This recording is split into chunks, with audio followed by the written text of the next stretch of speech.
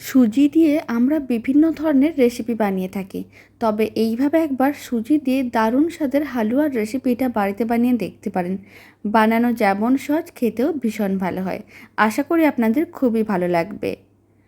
নমস্কার, আমি রুমি। আপনাদের সবাইকে আবারও একটা দারুণ স্বাদের রেসিপিতে স্বাগত। প্রথমে একটা কড়াইকে গ্যাসের ওভেনের ওপরে বসিয়ে দিয়েছিলাম। কড়াইয়ের মধ্যে দিয়ে দিলাম 2 চামচ ঘি। এখানে আমি বড় চামচের 2 চামচ ঘি নিয়েছিলাম। ঘিটা যখন মেল্ট হয়ে যাবে তখন আমি কড়াইয়ের মধ্যে দিয়ে দিলাম বেশ কিছুটা পরিমাণ কাজু বাদাম।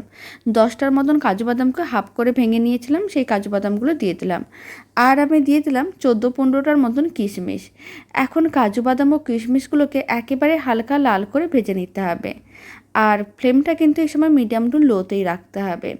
প্রায় 2 মিনিট মিডিয়াম টু লো ফ্লেমে কাজু বাদাম ও কিশমিশগুলোকে একেবারেই হালকা লাল করে ভেজে নিয়েছিলাম। এর থেকে আর বেশি ভাজার দরকার নেই। এবার আমি কড়াইয়ের মধ্যে দিয়ে দিচ্ছি মেজারিং কাপের 1 কাপ সুজি। এখানে 150 গ্রামের মতন সুজি আছে। এবার সুজির পরিমাণটা আপনারা চাইলে কম বেশি করতে পারেন। লো ফ্লেমে সুজিগুলো প্রথমে খুব ভালো করে মিশিয়ে নিতে হবে। আর যখন সুজিগুলো খুব ভালো করে মেশানো হয়ে যাবে তখন ফ্লেমটা মিডিয়ামে করে দিতে হবে। আর মিডিয়াম ফ্লেমে নাড়াচাড়া করে সুজিগুলোকে লাল লাল করে ভাজতে হবে। তাহলেই কিন্তু হালুয়াটা খেতে বেশ ভালো লাগবে। তবে একেবারে কালো করে ভাজার দরকার নেই, লাল করেই ভাজতে হবে, যাতে সুজির থেকে খুব সুন্দর একটা সেন্ট বেরোনো শুরু করে দেয়। প্রায় 5 থেকে 7 মিনিট সুজিগুলোকে এইভাবে নাড়াচাড়া করে লাল লাল করে ভেজে নিয়েছিলাম। আপনারা দেখুন কালারটা কিন্তু একেবারেই হালকা লাল, খুব বেশি লাল বা কালো হয়নি। এইভাবেই হালকা লাল করে সুজিগুলোকে ভাজতে হবে, তাহলে খেতে ভালো লাগবে। যখন সুজিগুলো লাল হয়ে ভাজা হয়ে আসবে তখন আমি এর মধ্যে দিয়ে দিলাম 100 গ্রাম চিনি। চিনির পরিমাণ খুব বেশি দেওয়ার দরকার নেই। আর 1 চিমটার মতন লবণ দিয়ে দিলাম। এখন খুব ভালো করে চিনি ও লবণটা একসঙ্গে মিশিয়ে নিতে হবে। আর খুব ভালো করে যখন মেশানো হয়ে যাবে, এখানে আমি যতটা সুজি নিয়েছিলাম ঠিক ততটাই দুধ নিয়ে নেবো, লিকুইড দুধ। মানে মেজারিং কাপের 1 কাপ দুধ নিয়ে নেব।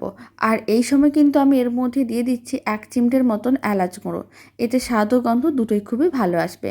প্রথমে এলাচ গুঁড়োটা ভালো করে মিশিয়ে নিতে হবে, তারপরে 1 কাপ দুধ নিয়ে ভালো করে ছড়িয়ে দিতে হবে। আর মিডিয়াম টু লো ফ্লেমে নাড়াচাড়া করতে হবে, যাতে সুজিগুলো দলা না পাকিয়ে যায়। প্রথমে এইভাবে কিছুটা পরিমাণ দুধ দিয়ে দিলাম, পরে বাকি দুধটাও দিয়ে দিতে হবে। আর এইভাবে মিডিয়াম টু লো ফ্লেমে ভালো করে মিশিয়ে নিতে হবে।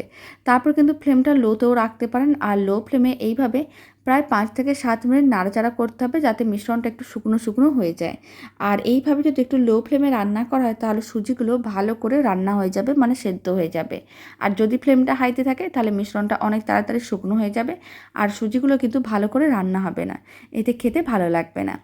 প্রায় 7 মিনিট রান্না করে নিয়েছিলাম লো ফ্লেমে। দারুণ স্বাদের সুজির হালুয়া একেবারেই রেডি। এবার ফ্লেমটা অফ করে দিচ্ছি। আর একটা সার্ভিং বলে সার্ভ করে নিয়েছিলাম। রেসিপিটা ভালো লেগে থাকলে আপনারা যদি ফেসবুক থেকে রেসিপিটা দেখছেন, পেজটিকে ফলো করে নেওয়ার অনুরোধ রইল। ইউটিউব থেকে দেখলে চ্যানেলটি সাবস্ক্রাইব করে নেওয়ার অনুরোধ রইল।